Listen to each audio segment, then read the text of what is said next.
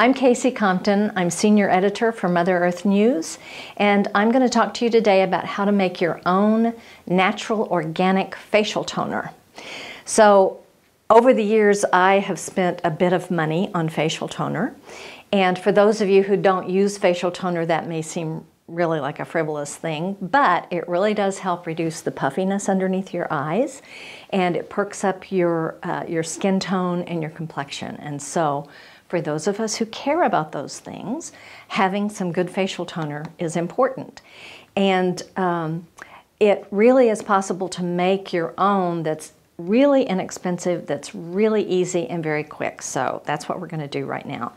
I always have some good witch hazel around my house. You can use the El Cheapo stuff from, you know, your box store or whatever. I get mine at the health food store. And I love this Thayer's Natural Remedies brand, but you can use whatever brand you want. It's just witch hazel. So my recipe is basically 2 parts witch hazel to 1 part either green tea, or sometimes I just take a little bit of the coffee that's left in my coffee pot in the morning. And it doesn't affect your skin tone. So I take a little bit of, this is jasmine green tea, which ought to smell really great.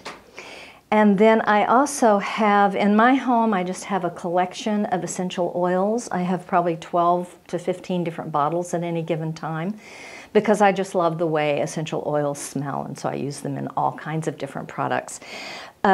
You're going to want to have something like tea tree oil or lavender or rose geranium oil that have an antibacterial quality to them, so that will help you keep from growing any nasty bugs in this liquid, although you're going to use it fast enough that it really won't have time to go bad. So I do about 1/3 of the bottle with whatever my caffeine source is, which this morning is jasmine green tea. And at home I just do it over the sink, so it doesn't matter if I spill it all over things. And then I do the rest of the bottle with this delicious smelling witch hazel. If ever there were a refreshing scent in this world, it is witch hazel.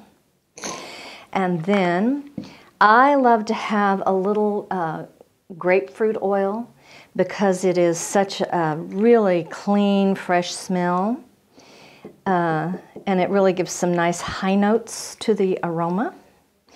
And then I put a little bit of this geranium oil, just a couple of drops, because you don't want it to be too rosy. It smells a little bit too much like Aunt Matilda, I think, if it gets too rosy. And just a couple of drops of the tea tree oil, which can smell a little too medicinal, but you do want to have some of that because it'll help work as a preservative. And then lavender, man, you can never get too much lavender as far as I'm concerned. So I just squish that in there. And friends and neighbors, that is it. You now have facial toner. You sort of stir it around, and then when you wake up in the morning, like sometimes when I wake up in the morning and I feel a little puffy and a little like, oh, I'm not going to get this morning started very well, it's just like,